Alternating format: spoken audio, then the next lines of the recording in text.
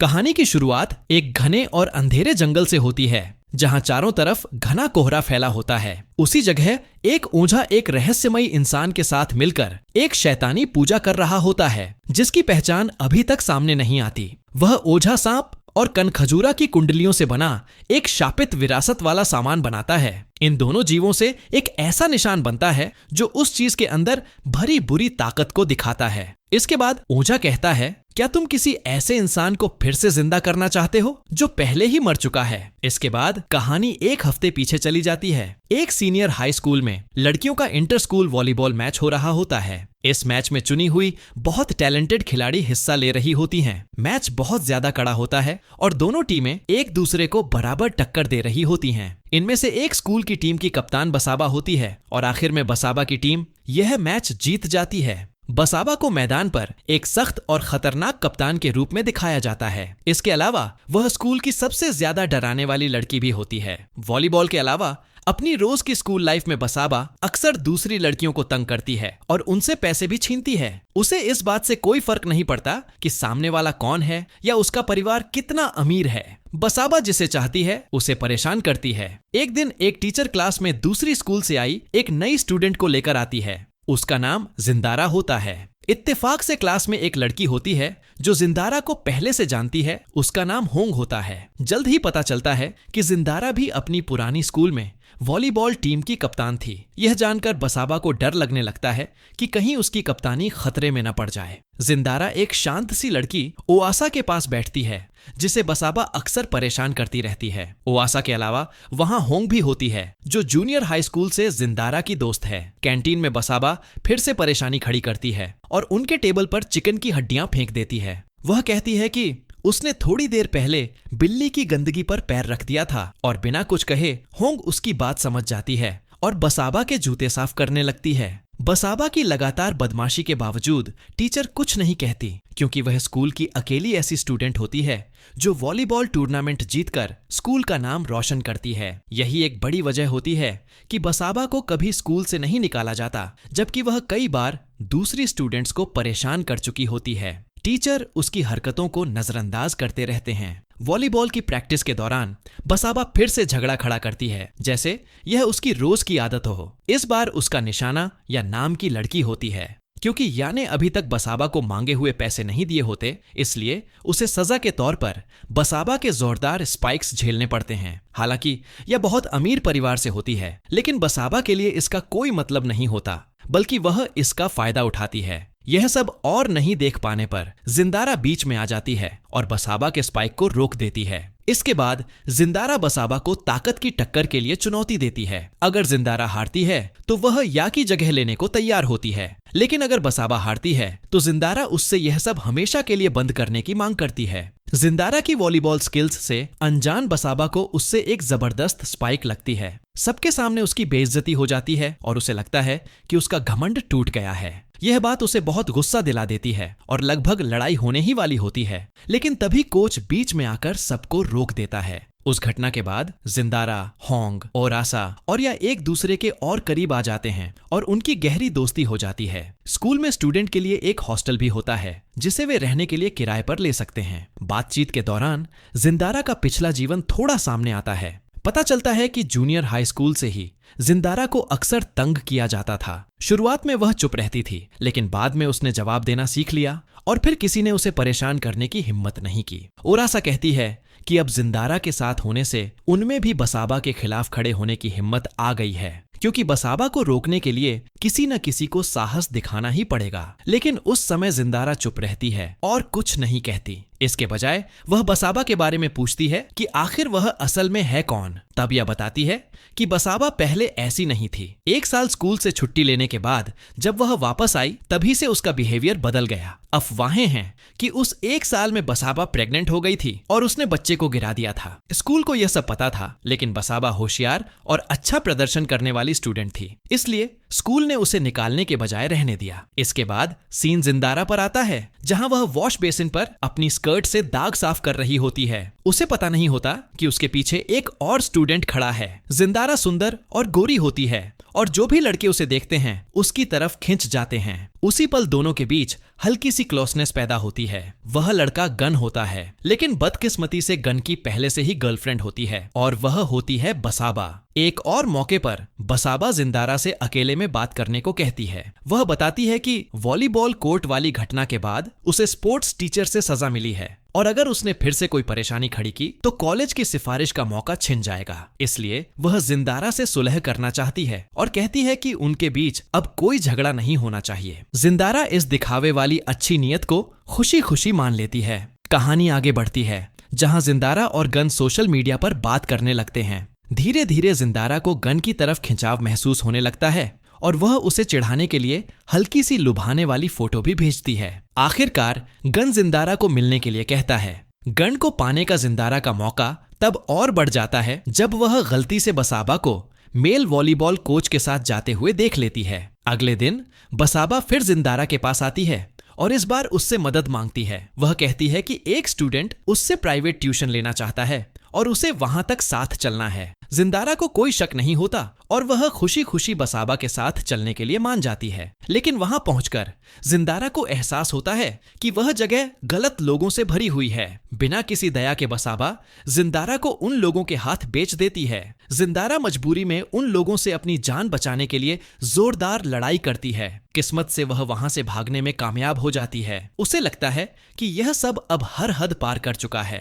गुस्से से भरी जिंदारा स्कूल में बसाबा का सामना करती है, लेकिन क्योंकि कोई सबूत नहीं होता जिंदारा ज्यादा कुछ नहीं कर पाती। ऊपर से जिंदारा का गुस्सा दूसरे स्टूडेंट द्वारा रिकॉर्ड हो जाता है, इसलिए वह खुद को रोक लेती है। बसाबा ने जो दर्द और बेइज्जती दी होती है उसका बदला लेने के लिए जिंदारा एक और प्लान बनाती है। उसका प्लान होता है गन को बसाबा से दूर करना। जिंदारा और गन मिलने का तय करते हैं, लेकिन उससे पहले ही बसाबा को शक होने लगता है कि गन की जिंदगी में कोई और लड़की आ गई है। दोनों के बीच जोरदार बहस हो जाती है। गन, जो पहले से ही बसाबा से परेशान हो चुका होता है, आखिरकार सच बोल देता है और मान लेता है कि उसे सच में कोई और लड़की पसंद है। इसके बाद गन वहां से चला जाता है और बसाबा को अकेला छोड़ देता है, लेकिन वह अपना फोन वहीं भूल जाता है। जब वह फोन लेने वापस आता है तो गुस्से में अंधी हो चुकी बसाबा अचानक गन पर हमला कर देती है। उस वक्त बसाबा को यह भी होश नहीं रहता कि वह क्या कर रही है। इस घटना के बाद स्कूल प्रशासन बहुत मन मारकर आखिरकार बसाबा को स्कूल से निकाल देता है। यह बात उसकी जिंदगी की सबसे बड़ी पछतावे और सबसे बड़ा झटका बन जाती है। कुछ समय बाद स्कूल फिर से हिल जाता है जब पता चलता है कि बसाबा की मौत हो चुकी है। जिंदारा और उसके दोस्त अंतिम प्रार्थना के लिए उसके अंतिम संस्कार में जाते हैं। तभी अचानक या की तबीयत खराब हो जाती है और होंग उसे घर छोड़ने का फैसला करती है। जिंदारा और ओरासा वहीं रह जाते हैं। उसी दौरान जहां बसाबा की मौत हुई थी वहां एक तांत्रिक अजीब सा काम करता दिखाई देता है। उसी समय जब भिक्षु प्रार्थना कर रहे होते हैं तो कुछ अजीब होने लगता है। एक औरत के रोने की आवाज गूंजने लगती है, तेज हवा चलने लगती है और अचानक लाइटें बंद हो जाती हैं। माहौल बहुत डरावना हो जाता है। इसी अफरा तफरी में जिंदारा को कोई धक्का देता है और वह जमीन पर गिर जाती है। उसी पल बसाबा का ताबूत जिंदारा के सामने ही गिरकर खुल जाता है। डॉर्मेटरी वापस आकर भी जिंदारा को यकीन नहीं होता कि उसने क्या देखा, खासकर यह कि ताबूत अपने आप कैसे खुल गया। फिर भी चारों एक दूसरे को समझाने की कोशिश करते हैं और सोचते हैं कि सब ठीक हो जाएगा। रात के बीच में जब बाकी सब गहरी नींद में होते हैं तभी ओरासा की आंख खुल जाती है। वह देखती है कि एक कुर्सी अपने आप हिल रही है। डर के मारे वह जिंदारा को जगाने की कोशिश करती है, लेकिन जिंदारा बहुत थकी होती है और कोई जवाब नहीं देती। तभी बसाबा की भटकती हुई आत्मा ओरासा के ठीक ऊपर दिखाई देती है। थोड़ी देर बाद उसके दोस्त जाग जाते हैं और उसे शांत करते हैं, यह कहकर कि यह सिर्फ सपना था। फिर सब दोबारा सो जाते हैं, लेकिन ओरासा के लिए डर यहीं खत्म नहीं होता। उसे लगता है कि वह एक दीवार के ऊपर खड़ी है और उसका शरीर लटक रहा है। वह चिल्लाना चाहती है, लेकिन उसका मुंह नहीं खुलता। धीरे धीरे एक रस्सी आती है और उसकी गर्दन के चारों ओर लिपट जाती है। ओरासा पूरी ताकत से छूटने की कोशिश करती है, लेकिन बसाबा की आत्मा उसे नुकसान पहुंचाती है। बाद में पता चलता है कि यह उसका दूसरा डरावना सपना था। स्कूल में फिर से हंगामा मच जाता है जब खेल के मैदान में कुछ अजीब चीजें पाई जाती हैं। जिंदारा और बाकी लोग वहां होते हैं और स्कूल की सफाई करने वाली महिला से उन चीजों के बारे में पूछते हैं। वह बताती है कि ये आत्मा बुलाने वाले काम के निशान हैं और इनकी बनावट देखकर साफ लगता है कि यह काला जादू है। वह महिला बताती है कि यह काम बदले की भावना वाली आत्मा को बुलाने के लिए किया गया था। वह आगे समझाती है कि 3 दिनों के अंदर यह आत्मा अपने शिकार को ढूंढेगी। पहले दिन वह उन्हें डराएगी और अलग अलग रूप दिखाकर परेशान करेगी और आखिरी दिन वह अपने शिकार को मार देगी, जिससे बचने का कोई रास्ता नहीं होगा। उसी दिन से बसाबा की आत्मा का डर शुरू हो जाता है। आत्मा एक एक करके सभी के सामने दिखाई देती है। या को बसाबा की आत्मा दिखाई देती है, जो पहले ऊपर लटकी होती है और फिर बिना सिर के उसकी तरफ नीचे आती है। बाकी लोग सिर्फ हैरानी से देखते रहते हैं, क्योंकि यह अजीब तरह से व्यवहार करने लगती है। सबके अंदर डर बैठने लगता है। सफाई करने वाली महिला बताती है कि यह आत्मा सिर्फ उन्हीं लोगों को दिखाई देती है जिन्हें उसने चुना होता है। इत्तेफाक से वही महिला उस समय बाथरूम में उनके साथ होती है। तभी अचानक वह भी अजीब हरकतें करने लगती है। बाथरूम की लाइट अचानक बंद हो जाती है और वह महिला उन पर हमला करने लगती है। किस्मत से गन समय पर वहां पहुंच जाता है और बंद बाथरूम का दरवाजा तोड़ देता है। महिला को होश आ जाता है और उसे तुरंत अस्पताल ले जाया जाता है। गण पहले से ही सब कुछ जानता होता है, क्योंकि उसे भी बसाबा की आत्मा परेशान कर चुकी होती है। वह सबको एक आदमी के पास ले जाता है जो आत्माओं के बारे में जानता होता है और शायद उनकी मदद कर सके। वह आदमी बताता है कि यह कोई साधारण आत्मा नहीं है, बल्कि बदले से भरी हुई आत्मा है। फिर वह अपने दोस्त से एक पवित्र चाकू लाने को कहता है, लेकिन अचानक बसाबा की ताकत के असर से वह आदमी खुद को उसी चाकू से घायल कर लेता है। गंभीर हालत में होने के बावजूद वह उन्हें बताता है कि उन्हें उस तांत्रिक को ढूंढना होगा और उस पर पवित्र कुंवारी मूत्र डालना होगा। दूसरा तरीका यह है कि तांत्रिक को मार दिया जाए। इन्हीं 2 तरीकों से सब कुछ रोका जा सकता है। वह चेतावनी देता है कि तीसरा दिन खत्म होने से पहले उन्हें यह करना होगा, वरना वे सभी मारे जाएंगे। इसके बाद दोस्त उन्हें पवित्र मूत्र दे देता है। सब लोग डॉर्मेटरी में इकट्ठा होते हैं और सोचते हैं कि आखिर बसाबा की आत्मा को वापस किसने जिंदा किया। सब एक दूसरे पर शक करने लगते हैं। कुछ देर के लिए शक होंग और या पर जाता है, क्योंकि दोनों उस दिन अंतिम संस्कार में नहीं आए थे। होंग और या साफ इनकार करते हैं। इसके बाद शक बसाबा के पिता और स्कूल के वॉलीबॉल कोच पर जाता है, क्योंकि वे दोनों भी अंतिम संस्कार में मौजूद नहीं थे। सबसे ज्यादा शक बसाबा के पिता पर किया जाता है। गण बताता है कि बसाबा की जिंदगी असल में बहुत दुख भरी थी। उसका पिता काला जादू करता था और बहुत मुमकिन है कि वही इसके पीछे हो, लेकिन फिर भी उन्हें यह नहीं पता कि उसने बसाबा को वापस जिंदा क्यों किया। गण एक बार बसाबा को उसके घर छोड़ने गया था, जहां उसने देखा कि उसका पिता बहुत शराब पीता था। जब भी वह नशे में होता, बसाबा उसके गुस्से का शिकार बनती थी। इसी वजह से बसाबा घर छोड़कर डॉर्मेटरी में रहने लगी थी। आखिरकार सब यह तय करते हैं कि पहले बसाबा के पिता को ढूंढा जाएगा। अगर उससे जवाब नहीं मिला तो आखिरी में वे वॉलीबॉल कोच से बात करेंगे। कुछ ही समय बाद स्कूल में चल रहे एग्जाम के दौरान स्टूडेंट और टीचर तब हैरान रह जाते हैं जब बसाबा की आत्मा वहां दिखाई देती है। वह एग्जाम देने आती है और टीचर से आंसर शीट भी मांगती है। उस घटना के बाद सभी लोग स्पोर्ट्स हॉल में इकट्ठा होते हैं, जहां वॉलीबॉल कोच भी मौजूद होता है। जिंदारा और गन उससे पूछताछ करते हैं और उससे पूछते हैं कि क्या उसी ने बसाबा की आत्मा को वापस बुलाया है। कोच पूरी तरह घबरा जाता है और खुद को फंसा हुआ महसूस करता है। आखिरकार वह मान लेता है कि उसका बसाबा के साथ रिश्ता था। तभी अचानक उस पर बसाबा की आत्मा सवार हो जाती है, जिससे सच्चाई सामने आ जाती है। यह रिश्ता प्यार का नहीं बल्कि फायदे का था। बसाबा को कॉलेज में पक्का एडमिशन चाहिए था और कोच यह दिला सकता था, लेकिन बदले में वह चाहता था कि बसाबा उसके साथ सोए। इससे भी ज्यादा बुरा यह था कि स्कूल का प्रिंसिपल भी इसमें शामिल था और वह भी चोरी छिपे बसाबा के साथ गलत रिश्ता रखे हुए था। इसके बाद बसाबा की आत्मा कोच को सबके सामने कपड़े उतारने पर मजबूर करके उसकी बेइज्जती करती है। कुछ देर बाद कोच को होश आ जाता है और तभी सब लोग अपने ऊपर बसाबा की आत्मा को लटका हुआ देखकर डर जाते हैं। अब उनके पास बस एक ही उम्मीद बचती है, बसाबा के पिता को ढूंढना। वे उसके घर में घुसते हैं और वहां काले जादू में इस्तेमाल होने वाली कई चीजें और चढ़ावे देखते हैं। उनका शक तब पक्का हो जाता है जब उन्हें पूजा वाली जगह पर बसाबा की बचपन की फोटो दिखाई देती है।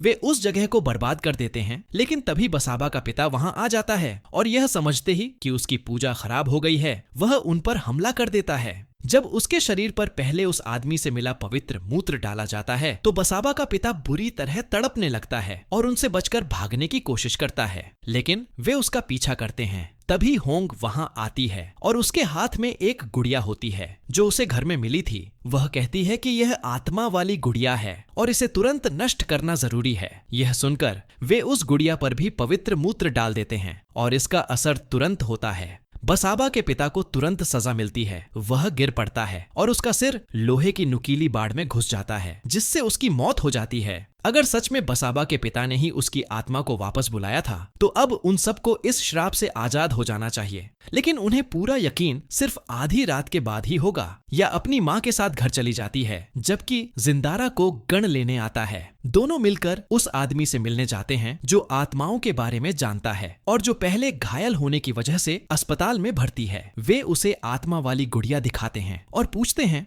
कि क्या अब सब कुछ खत्म हो गया है। वह उनकी तारीफ करता है कि उन्होंने हालात को अच्छे से संभाला, जिससे जिंदारा और गण को थोड़ी राहत मिलती है, लेकिन वह उन्हें यह भी सलाह देता है कि वे मंदिर में प्रार्थना करें ताकि बसाबा की आत्मा को आखिरकार शांति मिल सके। जिंदारा को एहसास होता है कि उसका फोन मंदिर में ही छूट गया है। वह अकेले वापस जाती है, जबकि गन गाड़ी में इंतजार करता है। रास्ते में जिंदारा एक सड़क किनारे बैठे आदमी को देखती है जो ताबीज बेच रहा होता है। वहां रखी एक चीज उसे बहुत ध्यान खींचती है, क्योंकि वह बिल्कुल वैसी ही दिखती है जैसी उसने बसाबा के पिता के घर में देखी थी। वह आदमी बताता है कि यह जंगली पिग की उल्टी है, जिसे बुरी आत्माओं से बचने के लिए ताबीज के तौर पर इस्तेमाल किया जाता है। तभी जिंदारा को याद आता है कि होंग ने भी घर से ऐसी ही एक चीज उठाई थी और कहा था कि वह आत्मा वाली गुड़िया है जिसे तोड़ना जरूरी है। उसे समझ आ जाता है कि होंग ने झूठ बोला था। घबराकर जिंदारा समय देखती है और पाती है कि रात के 11:58 हो चुके हैं, यानी आधी रात होने में सिर्फ 2 मिनट बचे हैं। इसी दौरान अस्पताल में बसाबा की आत्मा उस आदमी पर हमला करती है और उसकी मौत हो जाती है। इसके बाद गण अगला निशाना बनता है। जब वह गाड़ी में बैठकर इंतजार कर रहा होता है, गाड़ी अपने आप चलने लगती है और गण बच नहीं पाता। उसकी गर्दन बाहर निकली लोहे की छड़ में फंस जाती है और उसकी मौत हो जाती है। यह सब देखकर जिंदारा पूरी तरह टूट जाती है। वह वापस अस्पताल जाती है और देखती है कि वह आदमी मर चुका है और वहां सिर्फ पवित्र खंजर बचा है। चुपचाप जिंदारा वह खंजर उठा लेती है। वह होंग को बताती है कि श्राप अभी खत्म नहीं हुआ है और उसे बसाबा के घर मिलने के लिए कहती है। इसके बाद होंग अरासा को फोन करती है और उसे भी साथ आने को कहती है, जबकि या को कुछ भी पता नहीं होता और उसे लगता है कि अब सब कुछ खत्म हो गया है। अचानक बसाबा की आत्मा फिर से सामने आती है और या अगली शिकार बन जाती है और उसकी भी मौत हो जाती है। दूसरी तरफ होंग चुपचाप अरासा को उस स्पोर्ट्स हॉल में ले जाती है जहां बसाबा मरी थी। अरासा को अभी तक यह पता नहीं होता कि होंग असल में कौन है। होंग अरासा से कहती है कि वह जो पूजा कर रही है उसे वहीं दोहराए, क्योंकि इससे श्राप खत्म हो जाएगा। इसी दौरान जिंदारा बसाबा के पिता के घर पर होती है। तभी यह सच्चाई सामने आती है कि बसाबा की आत्मा को वापस लाने वाली होंग ही थी। जिंदारा को अरासा का मैसेज मिलता है कि वह होंग के साथ स्पोर्ट्स हॉल में है। जब जिंदारा अरासा को फोन करने की कोशिश करती है तो अचानक उसका फोन बंद हो जाता है।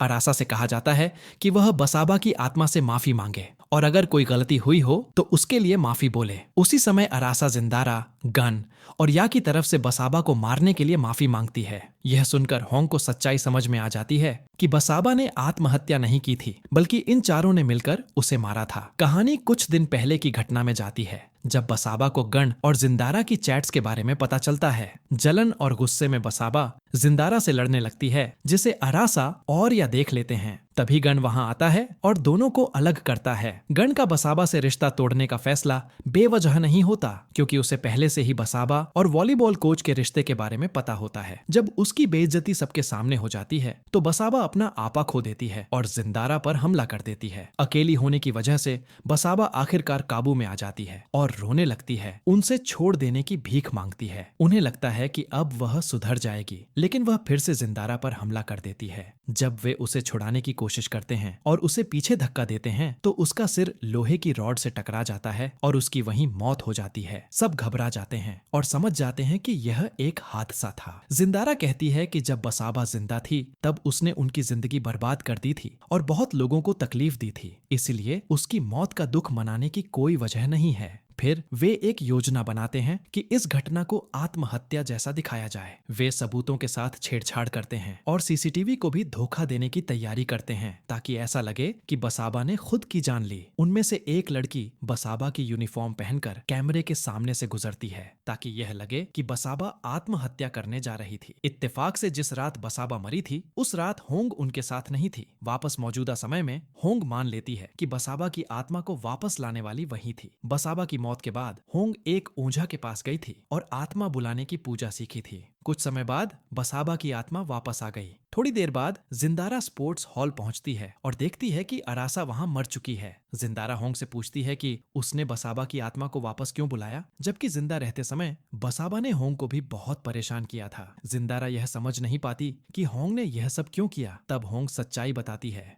वह बताती है कि उसे एक मानसिक समस्या है जिसमें उसे परेशान किए जाने और अपमानित होने से अजीब तरह की खुशी मिलती है। जब बसाबा मर गई तो होंग के लिए वह खुशी खत्म हो गई। बसाबा को वापस लाने के लिए होंग ने उस ओझा से हाथ मिला लिया जिसने उसे एक कनखजूरा वाला ताबीज दिया। यह ताबीज मरे हुए इंसान की आत्मा को किसी और के शरीर में डाल सकता है। अब होंग का इरादा बसाबा की आत्मा को जिंदारा के शरीर में डालने का है। होंग ताबीज दिखाती है, वहीं जिंदारा उस पवित्र खंजर को निकालती है जो उसे उस आदमी ने दिया था। दोनों के बीच लड़ाई होती है। होंग बसाबा की आत्मा की मदद से जिंदारा को पकड़ लेती है और उसे घायल कर देती है, लेकिन जिंदारा जल्दी से अपना बायां हाथ इस्तेमाल करके हमला करने लगती है। तभी ताबीज से कनखजूरे निकलते हैं और जिंदारा के शरीर में घुसने लगते हैं। होंग और बसाबा की आत्मा जिंदारा के दोनों हाथ पकड़ लेते हैं जिससे वह खुद को रोक नहीं पाती और कनखजूरे उसके शरीर में चले जाते हैं। कुछ समय बाद सब कुछ सामान्य हो जाता है। जिंदारा जिंदा रहती है और होंग भी जिंदा होती है, लेकिन अब जिंदारा के शरीर में बसाबा की आत्मा रहती है। इसके बाद जिंदारा बिल्कुल बसाबा की तरह बर्ताव करने लगती है और फिर से एक निर्दयी बदमाश बन जाती है। यह सब देखकर होंग को बहुत खुशी होती है और इसी एंडिंग के साथ ये मूवी यहीं खत्म हो जाती है।